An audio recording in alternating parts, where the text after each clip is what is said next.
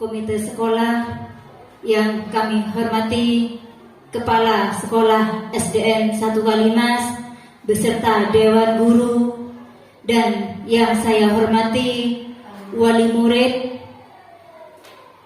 dan yang saya hormati perwakilan dari siswa SDN 1 Kalimas. Yang saya hormati Bapak Rudi Sidaka selaku calon guru penggerak utusan dari SDN 1 Kalimas. Alhamdulillah, di siang hari ini kita masih diberi nikmat sehat dan nikmat sempat oleh Allah Subhanahu wa Ta'ala, sehingga kita bersama-sama bisa berkumpul di lab komputer ini dalam keadaan sehat dalam acara pemetaan aset dan sumber daya sekolah. Selanjutnya, pada acara ini ada beberapa susunan tersusun sebagai berikut. Yang pertama, pembukaan, selanjutnya sambutan dari Ibu Kepala Sekolah, yang kedua sambutan dari Bapak Rudi Sidaka, dan yang terakhir penutup dan doa. Marilah kita buka acara pemetaan aset dan sumber daya sekolah ini dengan pembacaan basmalah. Semoga acara ini berjalan sesuai dengan apa yang kita harapkan. Bismillahirrahmanirrahim.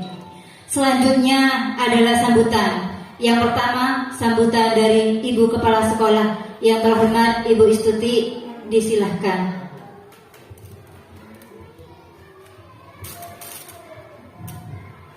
Bismillahirrahmanirrahim. Assalamualaikum warahmatullahi wabarakatuh. Yang terhormat Bapak dan Ibu Guru SDN 1 Kalimas, dan juga yang kami hormati Bapak Komite SDN 1 Kalimas dan Ibu Wali Murid SDN 1 Kalimas, dan juga anak-anakku yang mewakili di sini yang kami banggakan dan kami sayangi. Alhamdulillah, pada hari ini kita dapat melakukan kegiatan aksi nyata dari Bapak Rudi selaku CGP, yang mana Pak Rudi sekarang ini sudah melaksanakan modul 3 dan sekarang akan melaksanakan aksi nyata, yaitu pemetaan aset dan sumber daya sekolah. Alhamdulillah, ibu-ibu di SDN 1 Kalimas ini ada guru yang terrekrut, yaitu guru CGP, dan mudah-mudahan yang saya harapkan Bapak Rudi ini selaku CGP akan memberikan motivasinya kepada teman-teman agar semua teman-teman yang ada di SDN 1 Kalimas ini mengikuti jejaknya Pak Rudi, yaitu juga mudah-mudahan akan terjaring sebagai guru penggerak, yang mana saya perhatikan CGP ini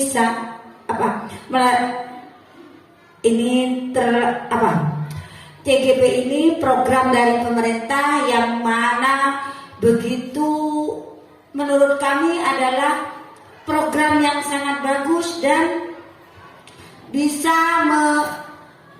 mungkin bisa menggerakkan guru-guru yang lain ikut serta menjadi guru penggerak. Itu harapan kami, dan selanjutnya kita serahkan sepenuhnya kepada Bapak Rudi selaku CGP. Saya akhiri, wassalamualaikum warahmatullahi wabarakatuh.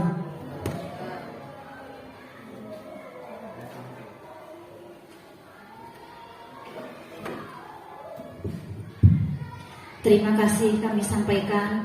Selanjutnya presentasi aksi nyata modul 3.2 pemetaan aset dan sumber daya sekolah. Kepada Bapak Rudi Sidaka disilahkan.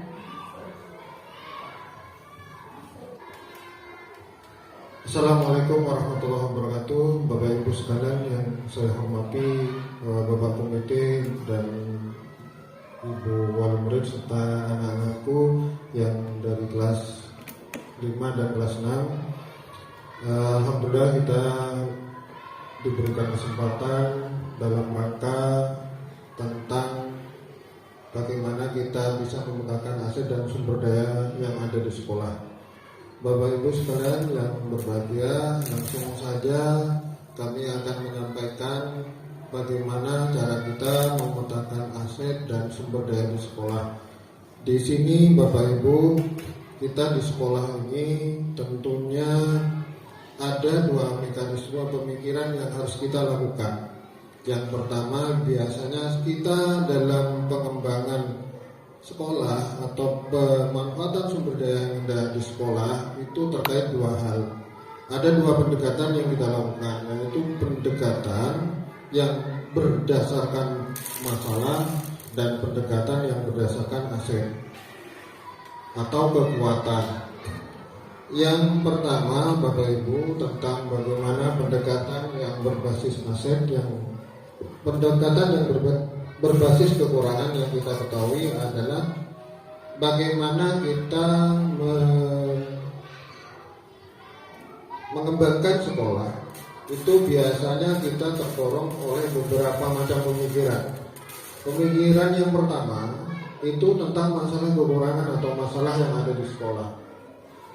Ini apa yang dimaksud dengan pendekatan berbasis kekurangan atau masalah? Itu adalah pendekatan yang memusatkan perhatian kita pada apa yang mengganggu, apa yang kurang, kemudian dan apa yang tidak berfungsi dengan baik, tidak mengeluhkan banyak fasilitas sekolah yang tidak berfungsi baik, belajar yang tidak lengkap, atau sekolah yang tidak memiliki laboratorium. Kekurangan yang dimiliki mendorong cara berpikir negatif, ya. Cara berpikir negatif sehingga fokus kita adalah bagaimana mengatasi semua kekurangan atau apa yang menghalangi tercapainya kesuksesan yang ingin diraih. Semakin lama secara tidak sadar kita menjadi seseorang yang tidak nyaman dan curiga yang dapat menjadikan kita buta terhadap potensi dan peluang yang ada di sekitar kita. Misalnya Bapak Ibu, kita berdasarkan mau punya program, kemudian kita hanya kita belum punya ini, belum punya itu, sehingga apa yang terjadi, kita lebih fokus kepada apa yang harus kita lakukan untuk melengkapi itu, tidak langsung kita laksanakan. Dalam hal ini Bapak Ibu, jika kita berpikiran atau mempunyai sebuah program, kita kemudian berpikiran awalnya kita tentang sebuah permasalahan atau kekurangan kita, maka yang terjadi kita cenderung energi kita habis untuk memikirkan apa yang menjadi permasalahan. Begitu Bapak Ibu. Jadi yang terbaik adalah melakukan pendekatan adalah berbasis dengan aset. Nah, pendekatan berbasis aset itu adalah konsep ini ya yang dikembangkan oleh Catherine Kramer, seorang ahli psikologis yang menekuni kekuatan berpikir positif. Jadi yang kekurangan itu kita berpikiran selalu negatif saja. Oh saya kurang ini, kurang itu, lengkap, kurang komputer, kurangnya sarana, kurangnya tenaga pengajar, tidak ada yang seadanya S1 dan segala macamnya. Ada kegiatan misalnya kita punya program tentang bagaimana tahfidz ya, kita masih mau cari guru tahfidz, itu kapan akan terlaksana program? Kita komputer, kita butuh guru komputer, kita menunggu guru komputernya, tetapi apa yang terjadi? Kita terlalu energi kita habis untuk memikirkan kita tidak punya uang misalnya, tidak punya uang, tidak ada transport atau tidak ada misalnya kegiatan di sekolah ini tidak ada honornya, misalnya. Ya, kemudian siswa tidak bisa melaksanakan kegiatan pramuka, contohnya kegiatan pramuka persami gitu. Kita butuh banyak dana, jadi kita masih mikir dana saja. Jadi pendekatan berbasis aset yang harus kita lakukan. Bagaimana pendekatan ini merupakan cara praktis menemukan hal-hal yang positif dalam kehidupan dengan menggunakan kekuatan sebagai tumpuan berpikir kita. Kita diajak untuk memusatkan perhatian pada yang berjalan dengan baik, yang menjadi inspirasi, yang menjadikan kekuatan ataupun potensi yang positif. Jadi kita berpikir positif dan memikirkan tentang kekuatan yang kita miliki. Kekuatan apa saja itu yang bisa kita maksimalkan untuk itu? Gini Bu, Bapak Ibu, ada beberapa kekuatan yang kita miliki. Yang pertama adalah ini, faktor biotik. Ada abiotik. Faktor biotik itu siapa? Berarti yang bernyawa yang ada di sekolah, seperti murid, kepala sekolah, guru, staf kependidikan, pengawas sekolah, orang tua, masyarakat sekitar sekolah, dinas terkait dan pemerintah daerah. Itu faktor biotik. Yang di sini, yang di sekolah kita siapa? Ya ada rekan-rekan guru.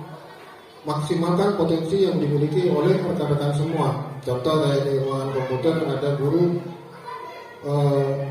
ekstra atau ada guru yang lulusan S1, bisa kita terapkan. Guru agama aja, misalnya guru agama untuk kegiatan tahfidz di sekolah, bisa kita manfaatkan untuk setidaknya anak-anak itu bisa menghafal Al-Quran. Kegiatannya kapan? Ada beberapa kegiatan, misalnya di kegiatan ekstra kurikuler, kemudian intrakurikuler dan co-kurikuler. Co-kurikuler itu berarti pengembangan penguatan dari mata pelajaran. Kalau intrakurikuler berarti di waktu itu, waktu pelaksanaannya adalah di waktu jam-jam efektif. Kemudian kalau intrakurikuler itu adalah kegiatan yang dilaksanakan pada jam-jam efektif, kemudian menjadi dukungan terhadap apa yang menjadi program kegiatan. Kalau ekstra berarti di luar jam pelajaran pada itu. Kepala sekolah, guru, staf, guru kita kalau berkolaborasi secara penuh. Kemudian siswa, dari wali siswa juga. Kemudian masyarakat sekitar. Kemudian yang terakhir tentang faktor abiotik, Bapak Ibu.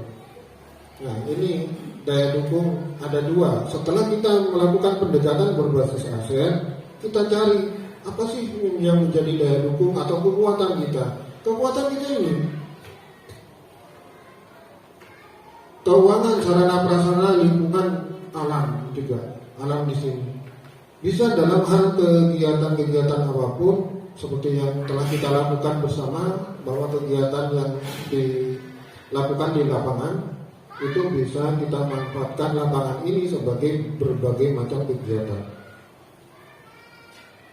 Kemudian di sarana prasarana yang kita miliki tentunya agak terbatas, tetapi itu bukan menjadi kendala bagaimana kita mengembangkan sekolah ini.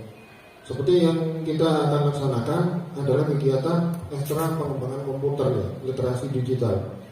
Kemudian satu tentang penghafal juz 30 bagi kelas 5, kelas 6, kelas 5 dan kelas 6, kelas 4 juga juz 30. Nanti ada semacam, kita buatkan semacam formulir. Iya, kelas 3 bisa juga ya Bu. Kelas 3 bisa difungsikan.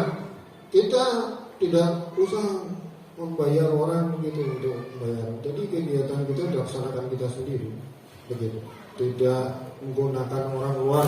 Kalau kita cari guru tahfidz, kapan lagi kita laksanakan itu? Kemudian komputer, kegiatan komputer. Kalau kita, oh saya tidak tahu komputernya, gimana programnya. Dan kalau kita susun bareng-bareng ternyata insya Allah pasti akan bisa. Itu sedikit Bu tentang bagaimana cara kita pengembangan sekolah. Dalam hal ini ada yang perlu kita musyawarahkan. Ini apa sih potensi-potensi kita yang harus kita gali secara maksimal agar kegiatan program, ada dua kegiatan program yang kita akan tonjolkan. Yang pertama adalah kegiatan penghafal juz 30. Yang kedua tentang literasi digital. Bapak Ibu, yang perlu kita musyawarahkan itu kira-kira menurut Bapak Ibu apa yang harus pertama kita lakukan untuk kedepannya agar dua kegiatan program itu bisa terlaksana Bapak Ibu. Mohon nanti Bapak Ibu menyampaikan semacam masukan bagaimana kita ada dua program itu terlaksana di tahun 2023 awal itu. Begitu. Ada pendapat dari Ibu dan Bapak, monggo dipersilakan Bapak. Kita di sini akan memutarkan hasil Bapak Ibu. Kira-kira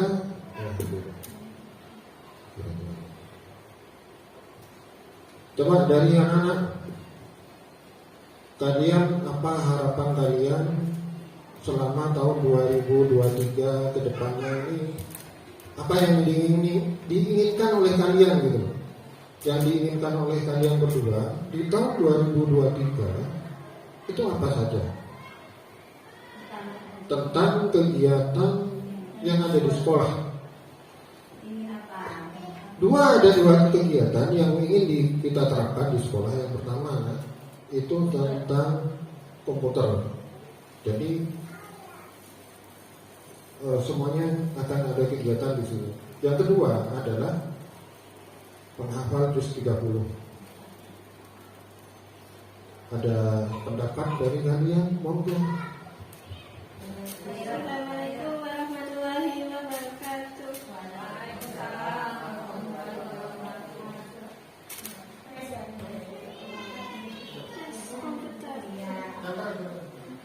Les komputer.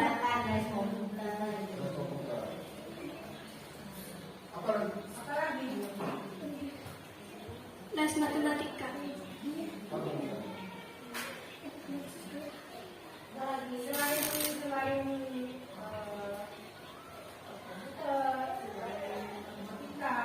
Ini kan ada program untuk penghafalan program dulu. Kamu ingin apa?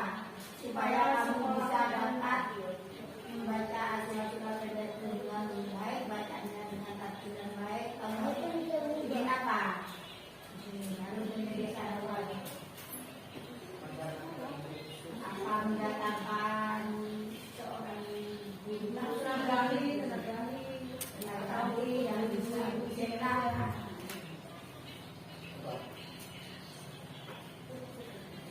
Yang paling juz 30.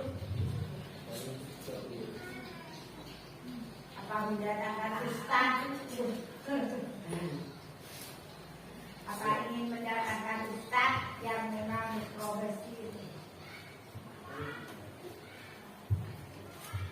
Sekarang komputer ya.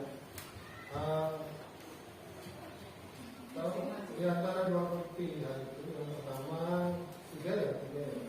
Komputer, kemudian matematika, kemudian apa? Juz 30. Di antara tiga itu, kenapa kalian memilih tiga itu? Kenapa kamu memilih matematika? Kenapa kamu memilih komputer ataupun juz 30? Nah, seperti itu.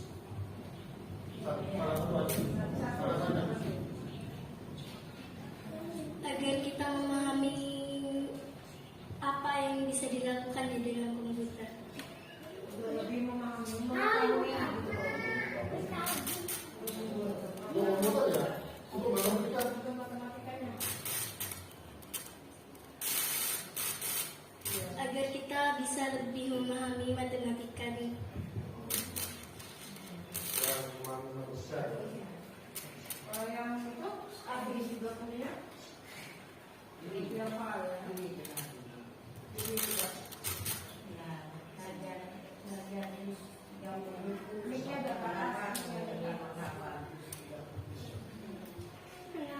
pengen belajar artistik apa?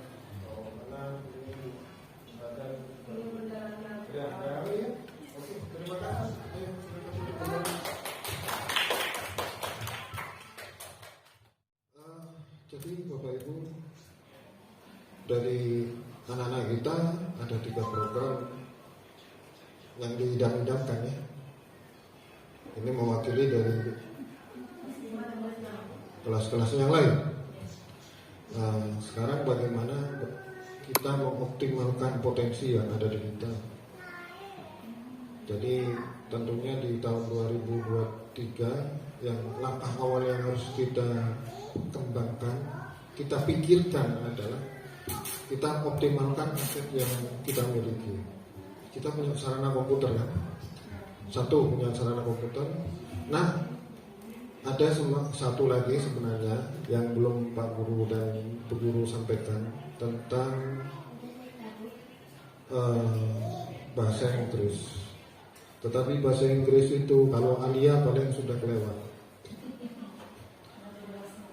Karena begini, rencana sekolah ke depannya itu kita akan mengirim siswa kita yang terbaik itu akan dikirim ke Pari, Kediri. Tetapi itu nanti prosesnya di sekolah dulu. Tetapi kelas 5 itu ada Andika, Mas. Dia itu berbakat di situ. Iya. Dan Andika, pasti Prancis, Sekoten. Dia berbakat di bahasa Inggris. Bahasa Inggris. Andika itu. Kalau si Bagas itu, dia berbakat dalam pencarian jati diri dia. Jadi dia benar-benar merdeka. Mengimplementasikan kurikulum merdeka. Ya, Bagas Dwi.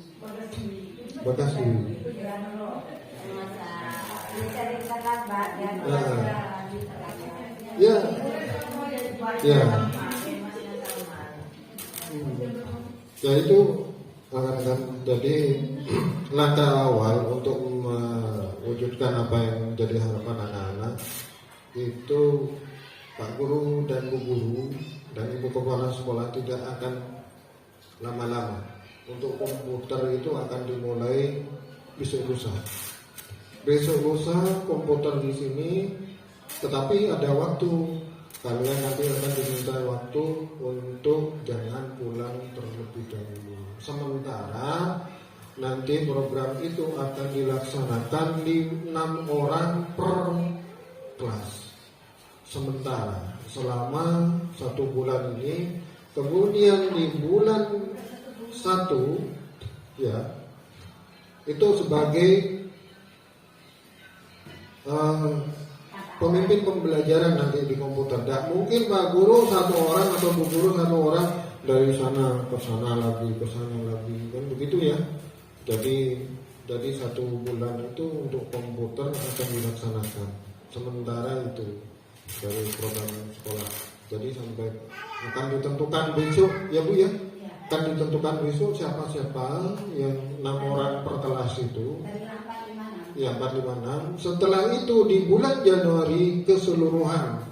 Jadi 6 orang per kelas itu akan membantu Pak Guru ataupun Bu Guru untuk di dalam kelas. Jadi 6 orang itu digembleng dulu selama 1 bulan. Setelah itu bulan Januari kelas 6, giliran kelas 6 masuk ruangan komputer. Jadi 6 orang itu bantu Pak Guru ataupun Bu Guru di kelas. Itu sementara yang program yang akan kita laksanakan. Sudah dari murid ditanyain program-program apa yang diinginkan untuk tahun mendatang.